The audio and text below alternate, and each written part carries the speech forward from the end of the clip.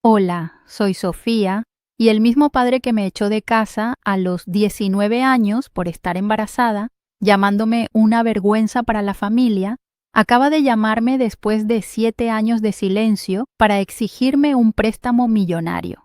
La vida tiene una forma muy irónica de cerrar círculos. ¿Alguna vez te han hecho sentir que solo vales por lo que puedes ofrecer?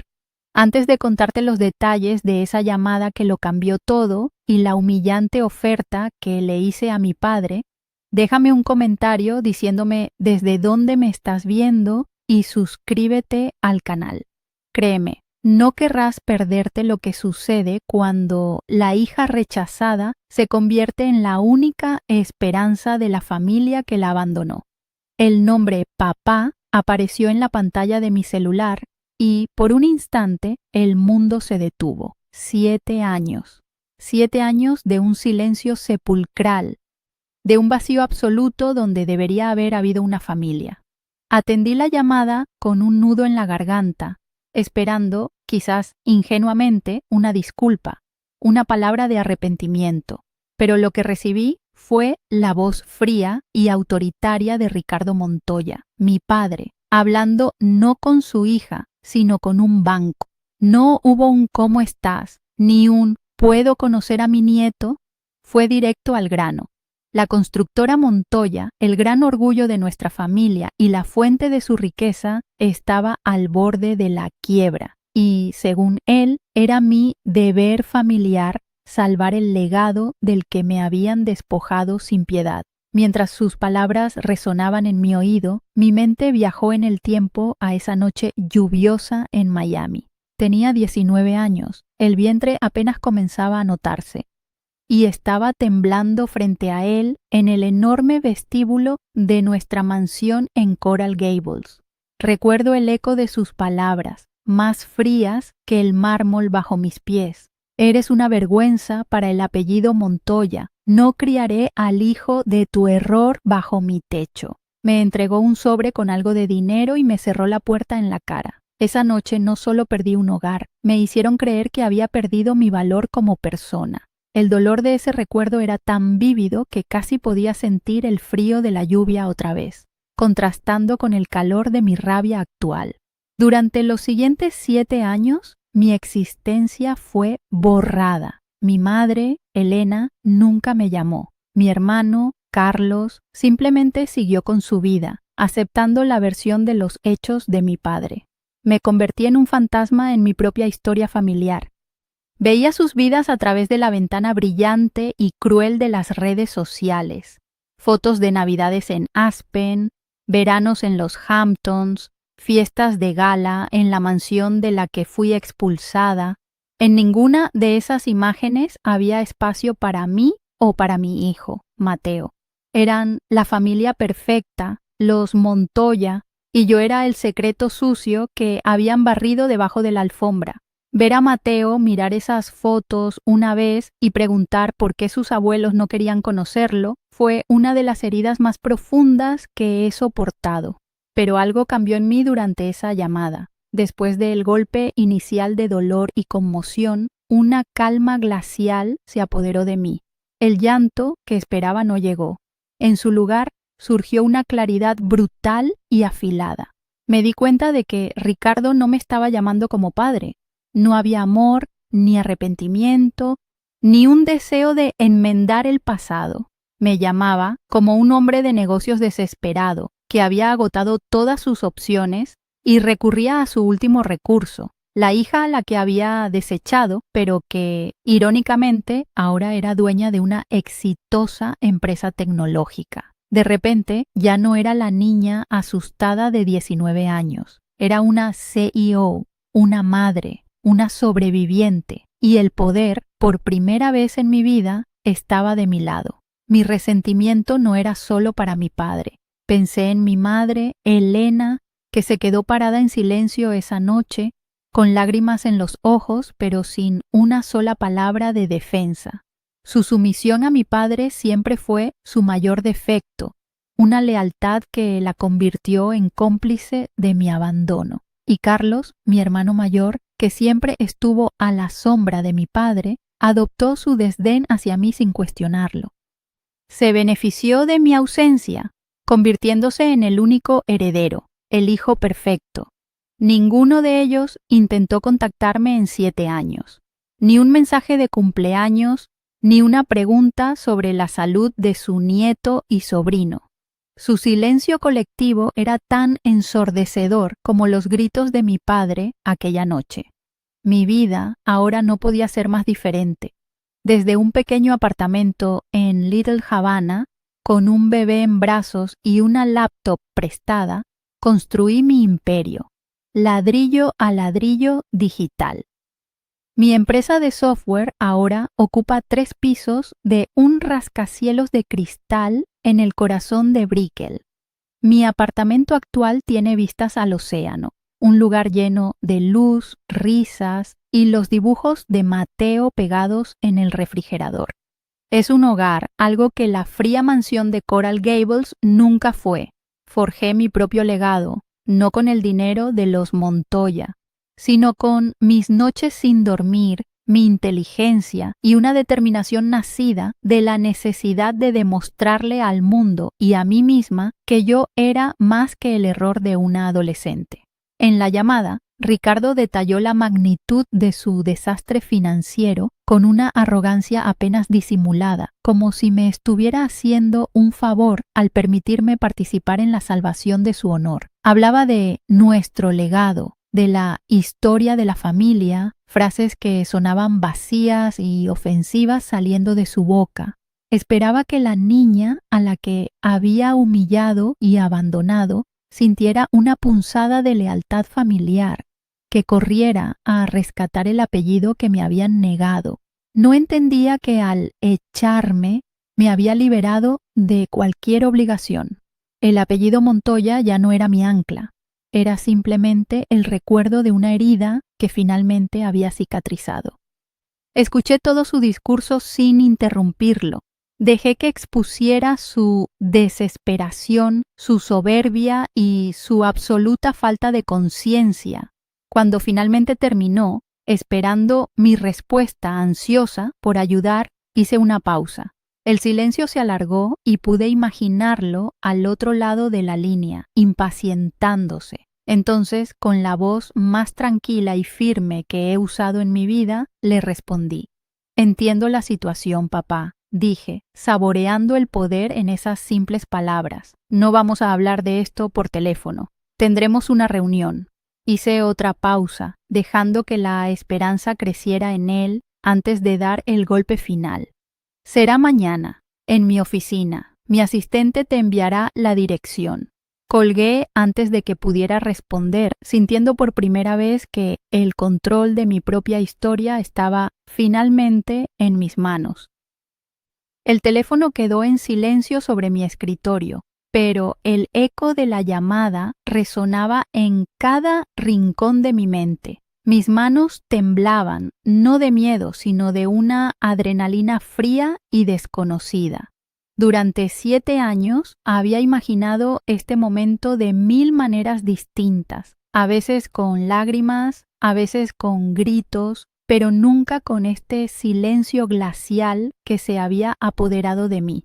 Le pedí a mi asistente que enviara la dirección de la oficina a Ricardo Montoya usando deliberadamente su nombre completo, como si fuera un cliente más. Cada pequeño acto era una forma de reclamar mi poder, de reescribir la narrativa que él había creado para mí.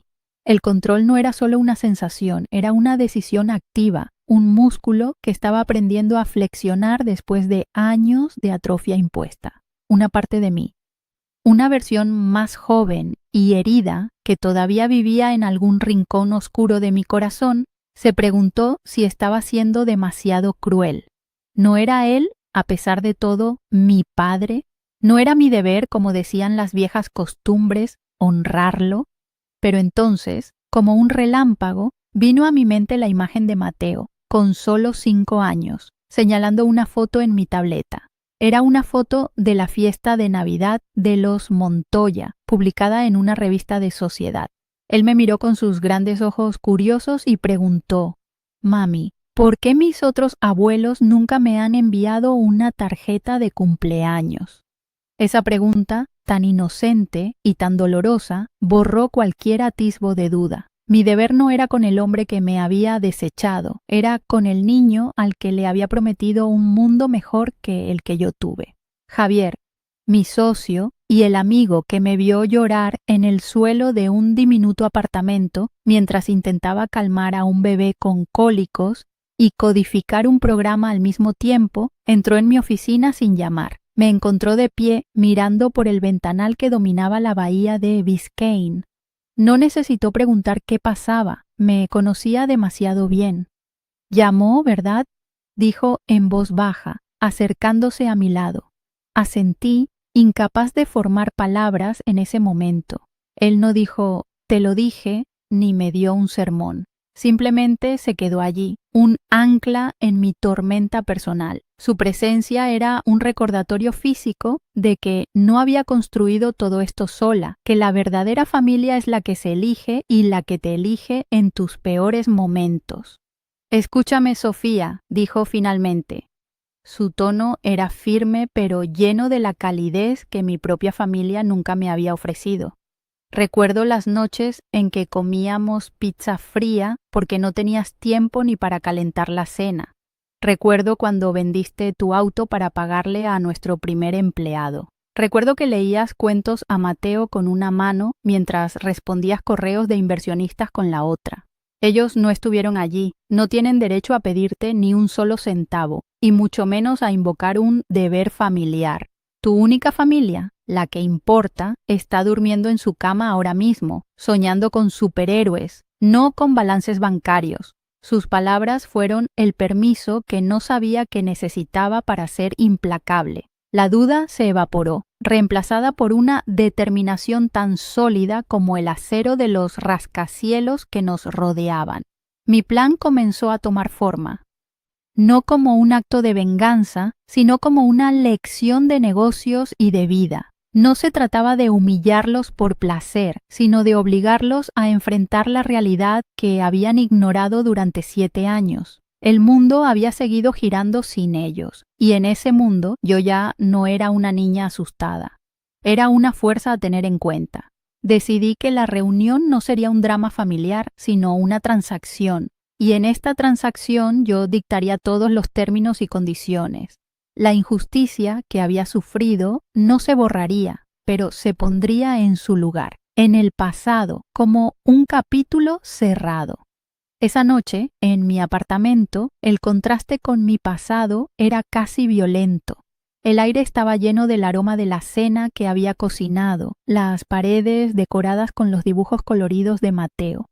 Lo arropé en su cama, le di un beso en la frente y me quedé observándolo dormir, con su rostro sereno y confiado. Él era la prueba viviente de que la decisión más aterradora de mi vida había sido también la más correcta.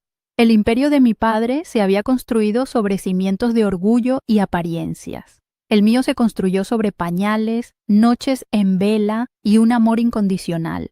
El legado de los Montoya se estaba desmoronando porque era hueco. El mío era indestructible porque tenía un corazón que latía.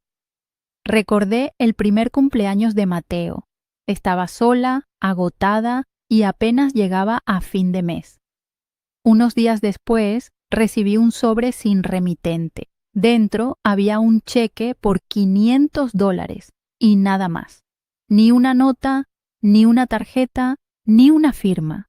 Reconocí la caligrafía de mi madre en el sobre. Fue un gesto tan cobarde que me dolió más que el silencio absoluto. Era dinero de culpa, no de amor. Un intento patético de aliviar su conciencia sin desafiar a mi padre. Usé ese dinero para comprar los mejores libros infantiles que pude encontrar, decidida a que mi hijo tuviera historias llenas de coraje y bondad, todo lo que a mi familia le faltaba. Ese recuerdo avivó mi resolución. A la mañana siguiente me vestí para la batalla. Elegí un traje sastre de color azul marino, de líneas limpias y modernas. Nada que ver con los vestidos conservadores y las perlas que mi madre consideraba el uniforme de una mujer de su estatus. Mi ropa era mi armadura, una declaración silenciosa de quién era yo ahora, una mujer que no necesitaba la aprobación de nadie, y mucho menos de ellos. Me recogí el cabello en una coleta alta y pulida, y mi maquillaje fue mínimo pero preciso. Cuando me miré al espejo, no vi a la chica de 19 años expulsada bajo la lluvia. Vi a la CEO de una empresa multimillonaria, una mujer que se había hecho a sí misma desde las cenizas de su antigua vida.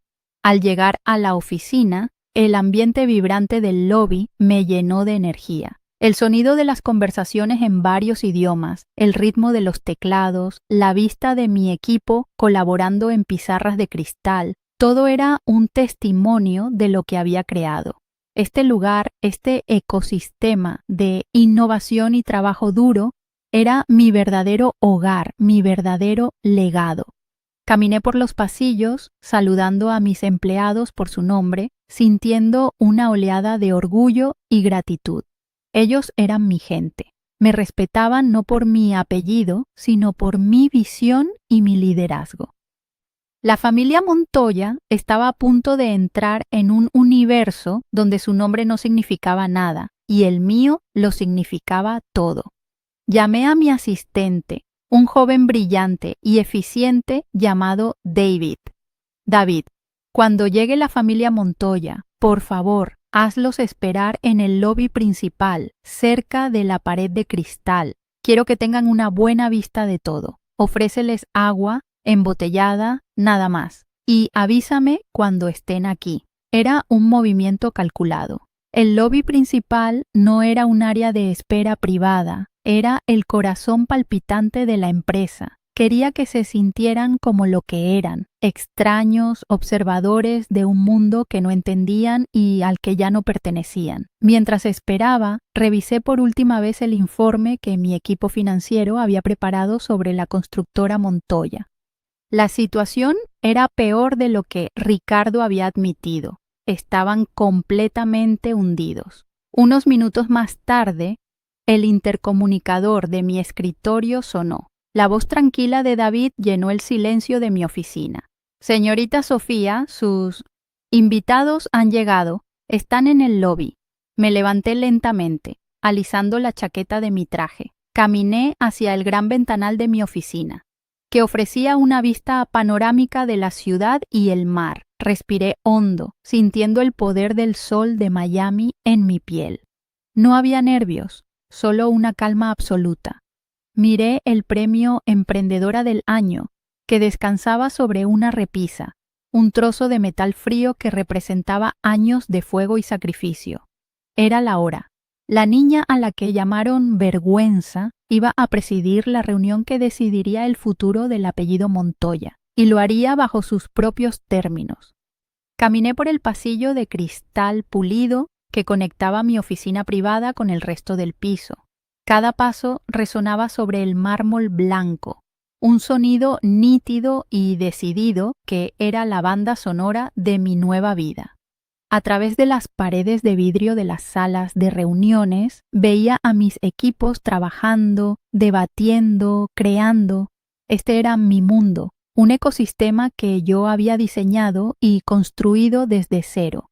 Al final del pasillo, a través de la amplia extensión del lobby, los vi. Estaban agrupados torpemente cerca de la recepción, como náufragos en una isla desconocida. 7 años los habían cambiado, pero no de la manera que uno esperaría. El tiempo no los había suavizado, los había endurecido, dejando finas grietas en sus fachadas de perfección. Mi padre, Ricardo, vestía un traje que, aunque caro, parecía un poco anticuado en este entorno de modernidad minimalista. Su postura era rígida, sus manos entrelazadas a la espalda en un intento de proyectar una autoridad que ya no poseía. Mi madre, Elena, se aferraba a su bolso de diseñador como si fuera un salvavidas, sus ojos moviéndose nerviosamente por el espacio, evitando el contacto visual con los jóvenes enérgicos que pasaban a su lado. Y Carlos, mi hermano, estaba de pie un poco apartado, con el ceño fruncido y los brazos cruzados, una expresión de desdén mal disimulada que apenas ocultaba su evidente incomodidad. Parecían reliquias de otro tiempo, figuras de un museo de cera que habían sido colocadas por error en medio de un acelerador de partículas. Me acerqué a ellos sin prisa, dejando que el sonido de mis tacones anunciara mi llegada. Sus cabezas se giraron al unísono. Por un instante vi un destello de la niña que fui en sus ojos, la hija, la hermana, pero se extinguió tan rápido como apareció. La primera en hablar fue mi madre, con una voz temblorosa que apenas era un susurro. Sofía, ¿te ves? No pudo terminar la frase. Mi padre la interrumpió, su voz grave y forzada, como si estuviera luchando por mantener el control. Sofía, gracias por recibirnos. No era una disculpa, ni siquiera un saludo cálido. Era el preludio de una transacción. Miré a cada uno de ellos a los ojos, deteniéndome un segundo más en mi hermano, quien desvió la mirada. Ricardo, Elena, Carlos, dije, usando sus nombres como barreras. Síganme, por favor. La sala de juntas está lista. El camino hacia la sala de juntas principal era deliberadamente largo. Los guié a través del corazón de la empresa, pasando por el área de desarrollo, donde las pizarras estaban cubiertas de algoritmos complejos, y por el departamento de diseño, donde los monitores mostraban interfaces de usuario elegantes y futuristas. Quería que lo vieran todo. Quería que absorbieran la escala de mi éxito, no como un acto de jactancia, sino como una declaración de hechos. Quería que entendieran que no estaban pidiendo ayuda a la chica que habían echado a la calle, sino a una corporación que ella había creado. Era una tortura silenciosa, una inmersión forzada en el mundo que existía gracias a su rechazo. Pude sentir su silencio tenso a mis espaldas, la mezcla de asombro, envidia y resentimiento que emanaba de ellos. Justo cuando estábamos a punto de llegar a la sala de juntas, una de mis ingenieras principales, una joven llamada Valentina, se acercó a mí con una tableta en la mano. Sofía, disculpa la interrupción, dijo, ignorando por completo a mi familia como si fueran invisibles. Tenemos una brecha de seguridad potencial en el servidor de la costa oeste. Necesito tu autorización para iniciar el protocolo de bloqueo total. Podríamos perder un par de horas de datos, pero es la opción más segura. Su mirada era directa, esperando una orden. No había duda ni vacilación. Era la mirada de un soldado a su general. Este era el respeto que yo había ganado, no heredado. El contraste con la forma en que mi padre me miraba era tan agudo que casi me hizo sonreír. Me detuve, girándome completamente hacia Valentina. Mi familia se quedó parada en el pasillo, obligada a ser espectadora de mi autoridad. No bloquees todo. Aísla el sector afectado y activa el sistema de respaldo redundante que implementamos el mes pasado. Quiero un informe completo de la intrusión en mi escritorio en 1 hora y notifica al equipo legal, por si acaso, le ordené con calma. Valentina asintió, su rostro iluminado por la comprensión. Entendido, el sistema redundante. Buena idea. Lo tienes en 1 hora. Se dio la vuelta y se fue, su paso rápido y eficiente. No hubo más preguntas. Mi palabra era ley. El mini reino que mi padre gobernaba con puño de hierro se basaba en el miedo. El mío se basaba en la competencia y la confianza. Cuando me volví hacia mi familia, sus rostros eran un poema. La máscara de control de mi padre se había resquebrajado, revelando una profunda confusión. Mi madre parecía genuinamente asustada, como si acabara de ver una faceta de mí que no sabía que existía. Carlos, por otro lado, tenía una expresión que yo conocía muy bien, la envidia pura y corrosiva. Por primera vez, no me estaban mirando como la hija descarriada o la vergüenza familiar, me estaban viendo como una extraña, una mujer poderosa cuyo mundo y lenguaje ya no entendían. Ese breve intercambio de 30 segundos había hecho más para cambiar la dinámica de poder que 7 años de silencio. Habían venido a mi territorio esperando encontrar a una niña herida con una chequera grande. En su lugar se encontraron con una reina en su castillo. Sin decir una palabra más, abrí las puertas dobles de la sala de juntas. La habitación era enorme, dominada por una mesa de caoba negra para 20 personas y una pared de cristal que ofrecía una vista impresionante del skyline de Miami y la bahía. Era una vista de poder, la misma ciudad que ellos habían considerado suya, ahora a mis pies. Caminé directamente hacia la cabecera de la mesa y tomé mi asiento, dejando mi tableta frente a mí. El gesto fue inequívoco. Este era mi dominio. Ellos dudaron por un momento antes de sentarse a un lado de la mesa, juntos, como un frente unido que ya se sentía roto. El espacio vacío entre nosotros parecía un abismo. Dejé que el silencio se asentara por un momento, un silencio pesado, cargado de todo lo no dicho durante casi una década. Encendí la pantalla gigante en la pared, que cobró vida con el logo de mi empresa. Luego los miré directamente. Muy bien, comencé. Mi voz tranquila, pero sin calidez. Mi equipo financiero ha revisado los documentos que tu asistente envió anoche, Ricardo. La constructora Montoya no está al borde de la quiebra. Hice una pausa, viendo un atisbo de alivio en el rostro de mi madre, una chispa de esperanza equivocada. Entonces dejé caer la segunda parte de la frase con la precisión de un cirujano. Ya está técnicamente en bancarrota. Están operando con humo y deudas. El color desapareció del rostro de mi padre. Su mandíbula se tensó y por primera vez vi una grieta de pánico real en sus ojos de acero.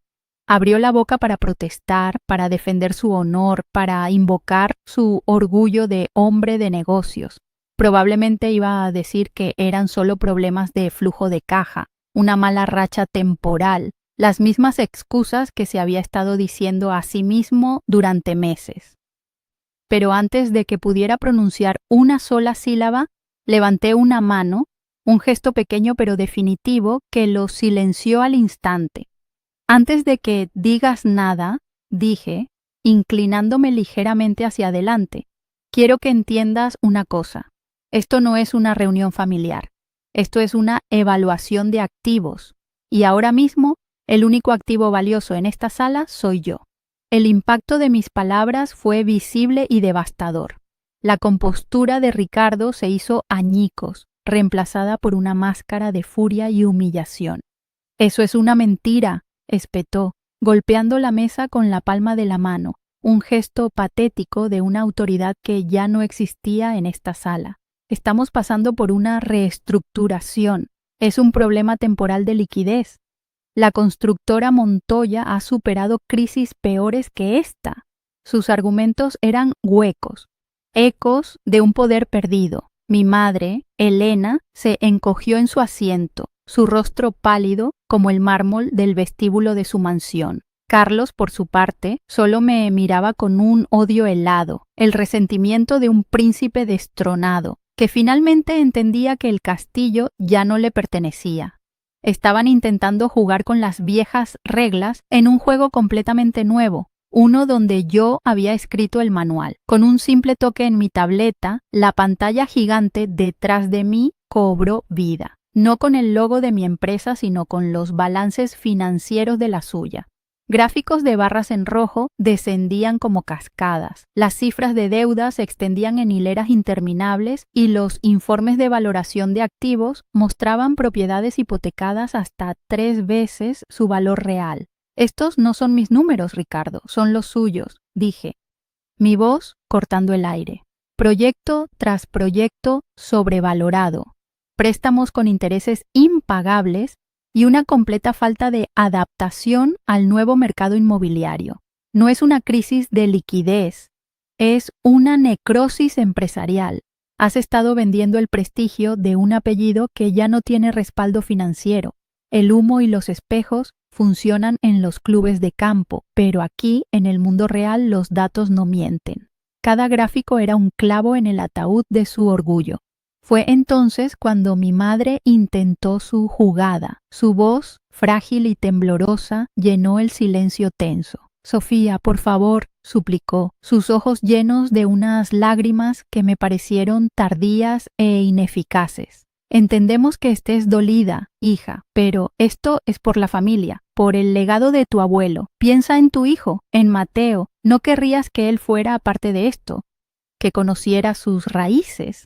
Era el último recurso, la carta de la manipulación emocional, un intento desesperado de apelar a una lealtad que ellos mismos habían quemado hasta los cimientos. Usar el nombre de mi hijo, el niño que habían ignorado durante 7 años, fue un error de cálculo monumental. Fue como echar gasolina sobre las cenizas de mi paciencia, esperando que floreciera el perdón en lugar de reavivar la llama de la justicia. La miré fijamente, permitiendo que mi rostro se endureciera hasta convertirse en una máscara de hielo. El dolor estaba ahí, una punzada sorda y familiar, pero estaba enterrado bajo capas de resolución. «¿Raíces?», repetí, mi voz baja y peligrosa. «¿Te refieres a las mismas raíces de las que me arrancaste esa noche, Elena? Estuviste allí, te quedaste parada en el vestíbulo, llorando en silencio mientras él me llamaba una vergüenza y me echaba a la lluvia. Tus lágrimas no me sirvieron de abrigo entonces, y ciertamente no compran mi compasión ahora. ¿Dónde estaba tu preocupación por la familia cuando tu nieto pasaba sus cumpleaños sin una sola llamada tuya? No te atrevas a usar a mi hijo como escudo para tu cobardía. Él tiene raíces, sí, las que yo planté para él en tierra fértil, lejos de su suelo envenenado». Al ver que la táctica de mi madre había fracasado estrepitosamente, Carlos finalmente explotó. Se puso de pie de un salto, su silla chirriando contra el suelo pulido. «No puedo creerlo. Disfrutas esto, ¿verdad?», gritó, su rostro enrojecido por la ira y la envidia. «Todo este teatro, esta oficina, esta humillación. Siempre fuiste así, Sofía, siempre necesitando ser el centro de atención. Construiste todo esto solo para poder restregárnoslo en la cara, para vernos de rodillas. Eres igual que papá, solo que con una fachada moderna, una tirana arrogante». Su acusación era tan predecible como patética. Era más fácil para él pintarme como la villana que aceptar su propia irrelevancia en la historia de mi éxito, una historia en la que él eligió ser un espectador silencioso en lugar de un personaje de apoyo. No me levanté, no levanté la voz, simplemente giré mi silla ligeramente para mirarlo de frente, manteniendo mi calma como un arma. «Estás equivocado, Carlos, no disfruto esto. Esto es simplemente necesario», respondí, mi tono tan nivelado como un horizonte marino. «Y no soy como papá. Papá heredó un imperio y lo llevó a la ruina. Yo construí uno desde la nada mientras criaba a un hijo sola. Mientras tú te preocupabas por qué auto nuevo comprar con el dinero de la empresa, yo me preocupaba por cómo pagar la nómina de mis primeros 3 empleados. Tuviste 7 años para llamarme, para preguntar si tu sobrino necesitaba algo, para actuar como un hermano. Pero estabas demasiado ocupado disfrutando de tu posición como el único heredero. No me culpes a mí por las consecuencias de tus propias decisiones. Siéntate, Carlos. Todavía no he terminado». Mi orden fue tan fría y autoritaria que, para sorpresa de todos, incluso la suya, obedeció. Se desplomó en su silla, derrotado. En ese momento, la dinámica cambió por completo. Ya no eran una familia enfrentándose a una hija. Eran 3 individuos rotos, cada uno habiendo fallado en su intento de penetrar mi armadura. Apagué la pantalla, sumiendo la habitación en un silencio reflexivo. Les permití absorber la totalidad de su derrota. Luego, me levanté y caminé lentamente hacia el gran ventanal, dándoles la espalda. «Ricardo, Siempre hablaste del legado, dije, mirando el bullicio de la ciudad que se extendía bajo mis pies. Creías que el legado era un nombre en un edificio, una cuenta bancaria abultada. Estabas equivocado. Un legado no es lo que dejas para la gente, es lo que dejas en la gente. Continué, mi voz resonando suavemente en el cristal. Mi legado es esta empresa, sí, pero no por el dinero que genera. Es por las más de 500 familias que dependen de los empleos que he creado. Es por la cultura de innovación y respeto que hemos fomentado. Mi legado más importante está en casa, durmiendo en su cama. Es un niño que está aprendiendo que el valor de una persona no se mide por su apellido, sino por su carácter, su trabajo duro y su bondad. Ese es el legado que me interesa proteger. El legado Montoya, tal como lo conocían, ha terminado. Murió por su propia arrogancia. Cada palabra era una palada de tierra sobre la tumba de su antiguo mundo, un mundo que yo había superado hacía mucho tiempo. Me di la vuelta para enfrentarlos una vez más. Sus rostros eran un lienzo de desesperación y resignación. Ricardo parecía haber envejecido 10 años en la última hora. No les daré un préstamo, declaré, mi voz firme y sin rastro de duda. La última pizca de esperanza se desvaneció de sus ojos. Inyectar dinero en una estructura podrida sería un insulto a todo lo que he construido. Sería una traición a la confianza de mis inversores y de mis empleados. Hice una pausa, dejando que el peso de esa finalidad se asentara.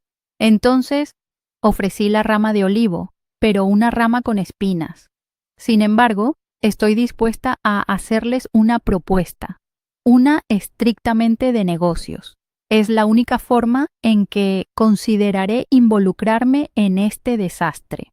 Ellos me miraron, una mezcla de miedo y una curiosidad desesperada. No tenían otra opción más que escuchar.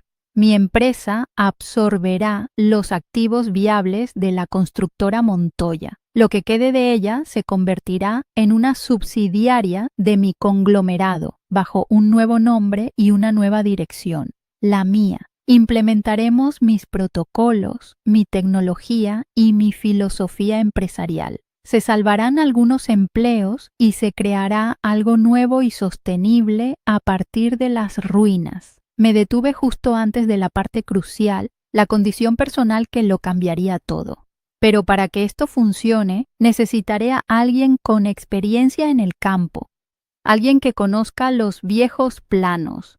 Tendrás un papel que jugar, Ricardo.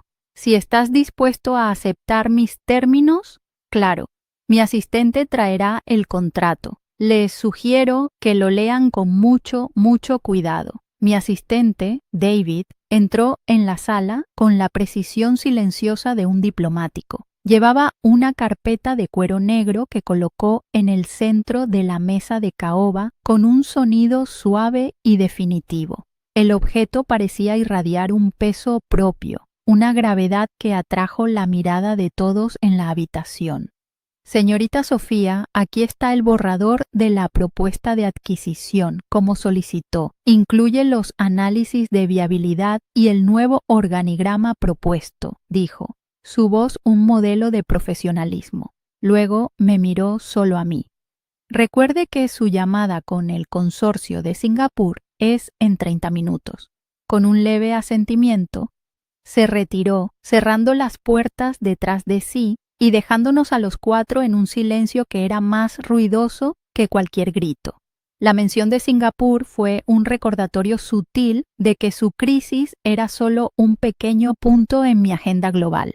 Con una mano que temblaba visiblemente, Ricardo extendió el brazo y arrastró la carpeta hacia él. Sus movimientos, que siempre habían sido amplios y llenos de una confianza innata, ahora eran torpes y vacilantes. Abrió la cubierta de cuero y sus ojos se clavaron en la primera página, un denso texto legal. Carlos se inclinó sobre su hombro, su respiración audible en el silencio de la sala, mientras que Elena simplemente se retorcía las manos en el regazo. su mirada fija en el rostro de su esposo, buscando una señal de esperanza que no llegaría. Observé la escena con una distancia casi clínica. No sentía placer, solo la extraña y vacía sensación de cerrar un círculo, de poner el punto final a una frase que había quedado suspendida en el aire durante 7 largos y dolorosos años. No es necesario que lo lean todo ahora. Les daré un resumen, dije, rompiendo el hechizo. Mi voz era firme, la de una CEO presentando una adquisición hostil, no la de una hija hablando con su familia. Punto 1. Mi corporación Innovate Dynamics absorberá todos los activos financieramente viables de la constructora Montoya. Esto incluye terrenos, maquinaria y contratos en curso que mi equipo considere salvables. Hice una pausa, dejando que asimilaran la primera píldora amarga. Punto 2. La marca Montoya dejará de existir, será disuelta. La nueva subsidiaria operará bajo un nuevo nombre, Aura Urban Developments, totalmente integrada en mi conglomerado. El nombre que tanto te esforzaste en proteger, papá, ahora mismo es sinónimo de fracaso. No puedo permitir que contamine mi marca. No puedes hacer eso, estalló Carlos, poniéndose de pie de nuevo, su rostro congestionado de rabia. Es el nombre de nuestro abuelo, es nuestro legado. Lo miré con una calma que pareció enfurecerlo aún más. Tu abuelo construyó una empresa respetada, basada en la calidad y la palabra. Papá la convirtió en una fachada basada en la deuda y el ego. El legado ya estaba muerto, Carlos. Yo solo estoy firmando el certificado de defunción. Si quieres hablar de legados, habla del que tú no has hecho nada por construir. En esta sala, la única persona que ha creado algo de valor en la última década soy yo. Así que, siéntate y escucha. O puedes irte y ver cómo los bancos desmantelan lo poco que queda. La elección es tuya. Derrotado una vez más por la lógica fría y brutal, se desplomó en su silla, murmurando para sí mismo. Ignorando la rabieta de mi hermano, continué, dirigiendo mi atención a mi madre, cuyo rostro estaba bañado en lágrimas silenciosas. Punto 3. Las condiciones personales. Elena, el contrato estipula la creación de un fideicomiso a tu nombre. Te proporcionará una pensión vitalicia. No podrás permitirte los viajes a Europa ni los bolsos de miles de dólares, pero cubrirá todas tus necesidades y te permitirá vivir con dignidad y sin preocupaciones financieras. Es más de lo que tú me ofreciste a mí. Ella me miró, sus ojos suplicantes. Pero hay una condición no negociable. Para que el fideicomiso se active, deberás asistir a sesiones de terapia. Conmigo y con Mateo. Es hora de que empieces a construir un puente sobre el abismo que dejaste que se abriera entre nosotros. Quiero que mi hijo conozca a su abuela, pero a una abuela que sea capaz de asumir su responsabilidad. Luego mis ojos se posaron en Carlos. Su mirada era una mezcla de desafío y miedo. Para ti, Carlos, la oferta es mucho más simple. No hay nada. No recibirás un centavo de esta transacción. No tendrás un puesto en mi empresa. Has vivido toda tu vida bajo el paraguas financiero de papá, disfrutando de los beneficios sin asumir ninguna de las responsabilidades. Considera esto tu verdadera herencia, la oportunidad de descubrir quién eres cuando no tienes el apellido Montoya para abrirte las puertas. Es hora de que aprendas el valor del trabajo. El mismo valor que yo tuve que aprender mientras te veía publicar fotos de tus vacaciones en yates. Tu camino empieza ahora, desde cero, y lo empezarás solo. Su mandíbula se apretó, pero no dijo nada. Sabía que no tenía argumentos. Finalmente me volví hacia mi padre. Ricardo no había levantado la vista del contrato, pero sabía que me estaba escuchando. Cada palabra era un golpe, despojándolo capa por capa de su orgullo, su identidad y su poder. Y llegamos a ti, Ricardo, el patriarca, el hombre que me dijo que yo era una vergüenza y que nunca lograría nada por mí misma. Me levanté de mi silla y caminé lentamente alrededor de la mesa hasta quedar de pie detrás de él, mi presencia proyectando una sombra sobre los papeles que leía. Me incliné ligeramente, mi voz apenas un susurro junto a su oído. Pero cada sílaba resonó en la sala como un trueno. Como dije, tengo una oferta para ti. Un puesto de trabajo. Página 12, sección 4, apartado C. Con dedos temblorosos, pasó las páginas hasta llegar a la que le indiqué. Pude ver el momento exacto en que sus ojos encontraron las palabras, porque todo su cuerpo se quedó rígido. El contrato lo detallaba con una claridad corporativa y despiadada. Posición: consultor junior de transición. Sueldo: acorde al estándar de la industria para un puesto de nivel de entrada. Responsabilidades: asistir en la catalogación de activos y facilitar la transferencia de conocimientos institucionales. Reportará directamente a Valentina Rojas, directora de Desarrollo Urbano. Levantó la vista hacia mí. Sus ojos desorbitados por la incredulidad y la más profunda humillación que un hombre como él podría jamás experimentar. La oferta no era un castigo, era una lección. Le estaba ofreciendo la oportunidad de aprender, desde el último peldaño de la escalera, cómo se construye un verdadero imperio en el siglo XXI. En ese momento de silencio absoluto, su mirada se desvió por encima de mi hombro hacia la repisa de mi oficina visible a través del cristal de la sala. Allí descansaba el premio de Emprendedora del Año, el trozo de metal pulido que había visto al entrar. Recordé sus palabras de aquella noche lluviosa. No criaré al hijo de tu error bajo mi techo. Ahora el error le ofrecía un trabajo de principiante y la mujer a la que había echado iba a ser en última instancia su jefa. El premio no era solo un símbolo de mi éxito, era el testimonio tangible de su fracaso como empresario y, más importante aún, como padre. El círculo no solo se había cerrado, se había invertido por completo. El poder no había cambiado de manos, yo lo había creado de la nada mientras él dejaba que el suyo se convirtiera en polvo. Dejé que la realidad de la oferta se asentara en su mente. Un veneno lento y paralizante para su ego. La humillación en su rostro era tan profunda que era casi una deformidad física. No había ira, no había protesta, solo el vacío de un hombre que ha perdido todo lo que definía su existencia.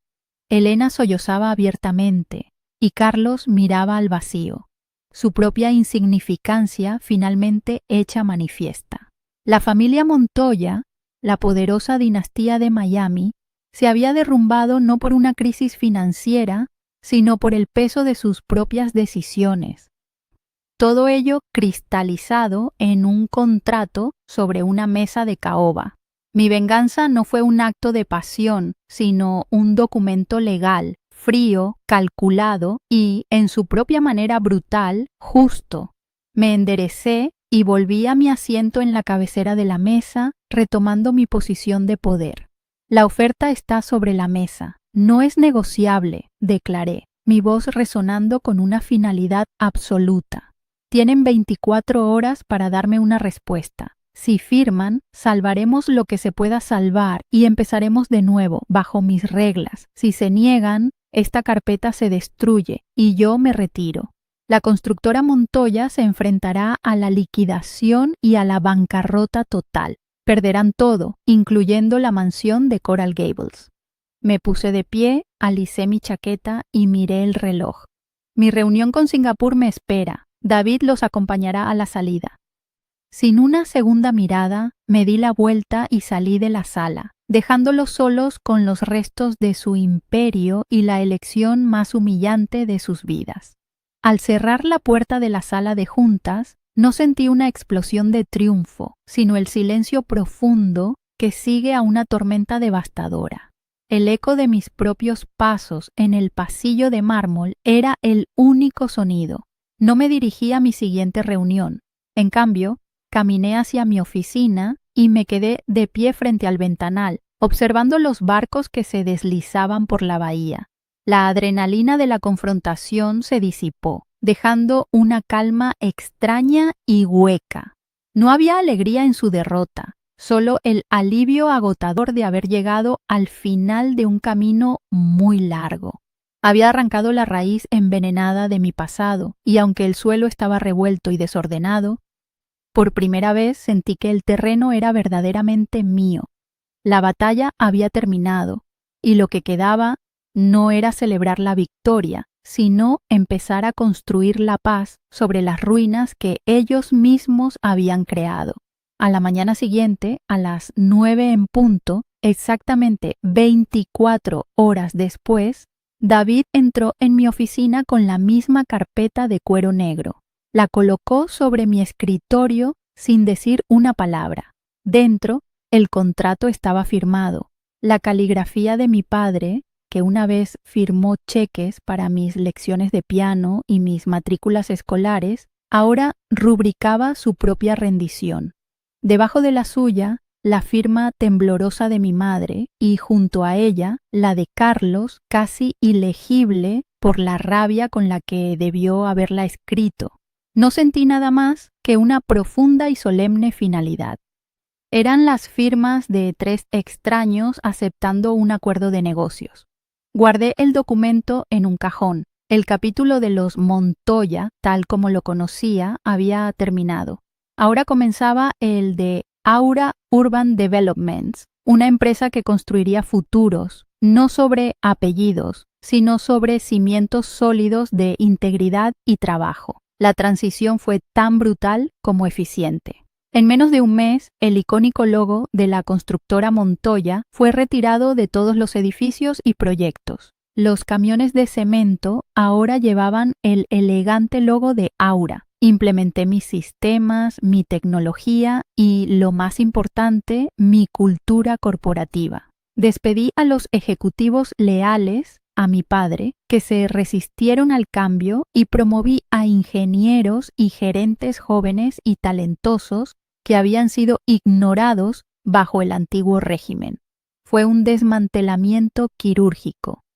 Conservé a los trabajadores de campo, los carpinteros, los electricistas, la gente cuyo sudor realmente había construido la ciudad, asegurándome de que sus empleos y beneficios estuvieran protegidos. Estaba borrando el legado de arrogancia de Ricardo, pero preservando el verdadero trabajo que su abuelo había comenzado. Era una reconstrucción desde los cimientos, literal y figurativamente. Ricardo comenzó a trabajar la semana siguiente. Lo vi una sola vez, de lejos, en el piso de operaciones. Llevaba un traje que parecía demasiado grande para él, y en su mano sostenía una tableta que miraba con una mezcla de confusión y resentimiento. Valentina, mi brillante directora de desarrollo, le estaba explicando un nuevo software de gestión de proyectos. Él asentía lentamente. El gran patriarca reducido a un estudiante reacio, aprendiendo un nuevo idioma en un mundo que ya no entendía. No volví a cruzarme con él. Establecí una cadena de mando clara para que nunca tuviera que reportarme directamente. No era por crueldad, sino por necesidad. Mi interacción con él ya no era la de una hija, era la de una accionista mayoritaria revisando el desempeño de un activo.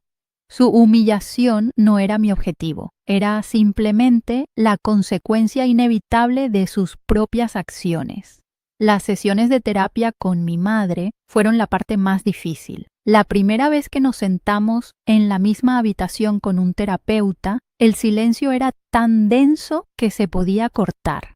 Elena lloró, habló de su amor por mí, de su miedo a Ricardo, de su arrepentimiento paralizante. Escuché, sin ofrecer consuelo fácil. En la tercera sesión traje a Mateo. Él, con la inocencia de sus 7 años, simplemente le preguntó: ¿por qué nunca viniste a mis fiestas de cumpleaños? Ver a mi madre intentar responder esa pregunta, con la voz rota y sin excusas válidas, fue el comienzo de algo real. No sé si alguna vez tendremos una relación normal, pero por primera vez estamos construyendo algo basado en la verdad, por dolorosa que sea. El fideicomiso se activó. Ella está aprendiendo a ser abuela y yo estoy aprendiendo a verla como algo más que la cómplice silenciosa de mi padre. Carlos intentó contactarme 2 semanas después del acuerdo. Dejó un mensaje de voz lleno de insultos y amenazas veladas, exigiendo su parte. Dijo que lo había dejado en la calle, que le había robado su derecho de nacimiento. No respondí. Simplemente le reenvié una copia de la sección del contrato que había firmado, donde renunciaba a cualquier reclamo futuro, y luego bloqueé su número. Unas semanas más tarde, me enteré por un antiguo contacto de la familia que había conseguido un trabajo vendiendo autos de lujo en un concesionario de Doral. La ironía era casi poética. El príncipe, que nunca había trabajado un día en su vida, ahora tenía que ganarse la vida vendiendo los símbolos de estatus que una vez dio por sentados. Mi único acto hacia él fue el silencio. Le había dado exactamente lo que necesitaba, la oportunidad de construir algo por sí mismo o de fracasar en el intento. Una noche, Javier y yo nos quedamos hasta tarde en la oficina, revisando los planos para nuestro primer gran proyecto bajo la nueva marca Aura. Era un complejo de viviendas asequibles y sostenibles en un barrio que lo necesitaba desesperadamente. Él levantó la vista de los planos y me sonrió. ¿Sabes? La General suena bastante bien después de todo, dijo en voz baja. Me reí. Un sonido genuino y ligero que no había escuchado salir de mí en mucho tiempo. No les debes nada, Sofía. Nunca se lo debiste. Continuó, su tono volviéndose serio. Pero lo que hiciste fue justo. Les diste a cada uno exactamente lo que merecían y lo que necesitaban. Miré los planos sobre la mesa, el futuro tangible de mi trabajo. Javier tenía razón. No era venganza, era equilibrio. Era poner cada pieza del tablero de ajedrez en su lugar correcto, finalmente. El sábado siguiente llevé a Mateo al parque. Mientras él corría hacia los columpios, riendo a carcajadas, me senté en un banco bajo la sombra de un roble. El sol de Miami calentaba mi piel, y el sonido de la risa de mi hijo era la única música que necesitaba. Saqué mi teléfono, pero en lugar de revisar correos electrónicos, abrí mi galería de fotos. Pasé por cientos de imágenes de Mateo. Su primer paso, su primer diente, sus dibujos de superhéroes. No había fotos de fiestas de gala, ni de yates, ni de mansiones frías. Era el álbum de una vida real, una vida que yo había construido para nosotros. En ese momento entendí que el verdadero imperio no estaba en el rascacielos de Brickell. Estaba aquí mismo, en este parque, en la sonrisa de mi hijo. Hundí de mi hijo. El apellido Montoya ya no era una herida, era solo una palabra, el eco lejano de una historia que ya no era la mía. Hoy, cuando miro por la ventana de mi oficina, ya no veo la ciudad como un campo de batalla donde tuve que demostrar mi valía. La veo como un lienzo. Veo los edificios que construiremos, las comunidades que ayudaremos a crecer. El peso del pasado se ha ido, reemplazado no por la arrogancia del éxito, sino por la tranquila confianza de saber quién soy. Soy Sofía, la madre de Mateo, la CEO de mi propia empresa, la arquitecta de mi propia vida.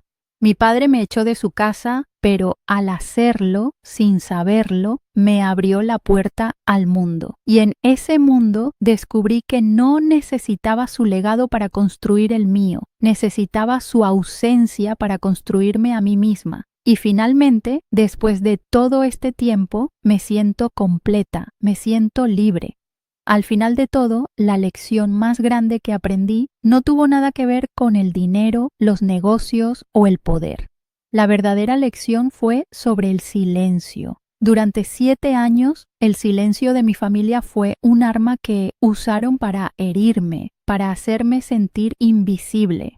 Pero en esa sala de juntas, descubrí mi propio silencio, un silencio lleno de fuerza, de calma y de una certeza inquebrantable sobre quién era yo.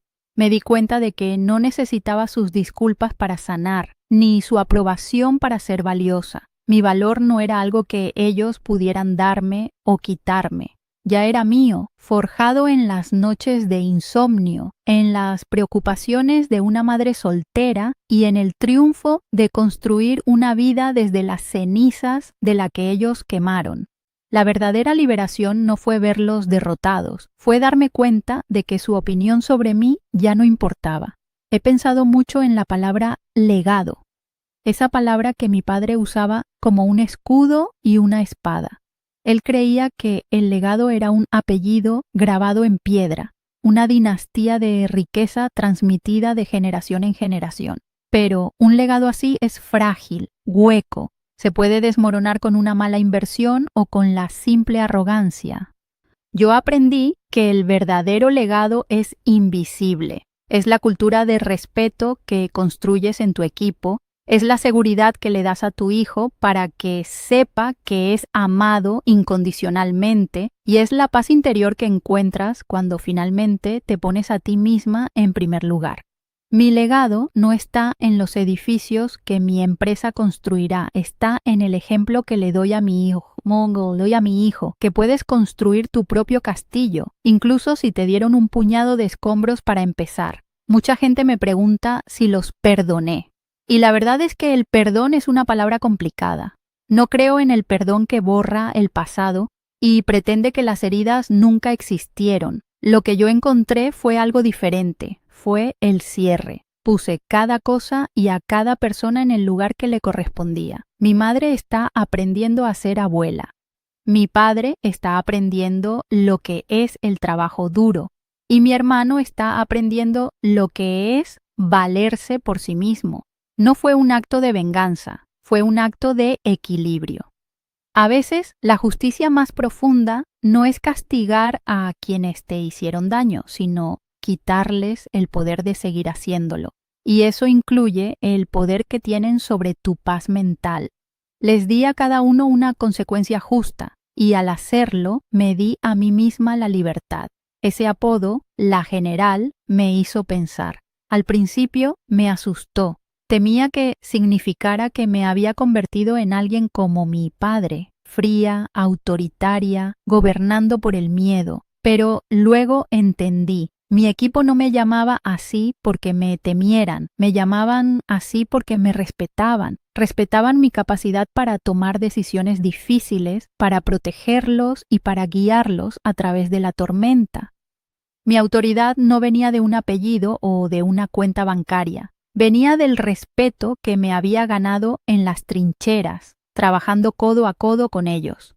Mi padre era un rey que heredó su trono. Yo era una general que ganó su rango en el campo de batalla de la vida real. Y esa es una diferencia fundamental. Si estás pasando por algo similar, si sientes que el amor de tu familia es condicional o si te han hecho creer que tu valor depende de su aprobación, quiero que escuches esto. Tu historia no la escriben ellos. Eres el único autor de tu vida. Construye tu propio imperio, aunque sea pequeño.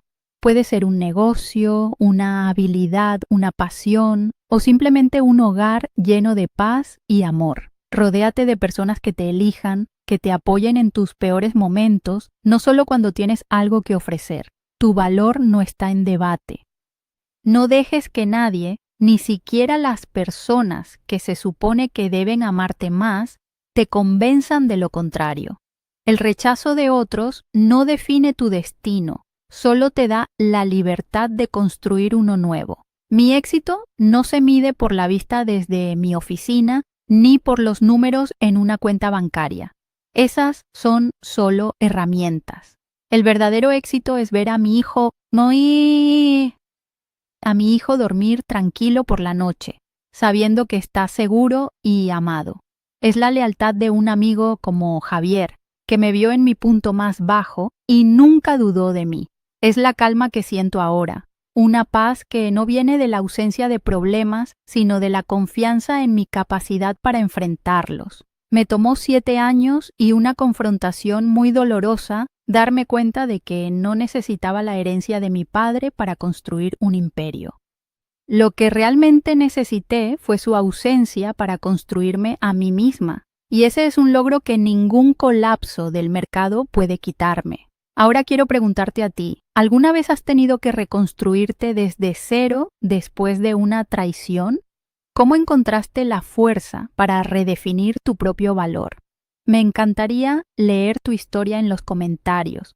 Las experiencias que compartimos nos hacen más fuertes a todos.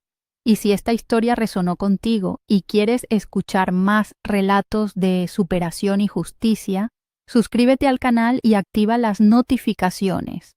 Juntos, podemos recordar que incluso después de las tormentas más oscuras, siempre hay una manera de construir un futuro más brillante, bajo nuestros propios términos.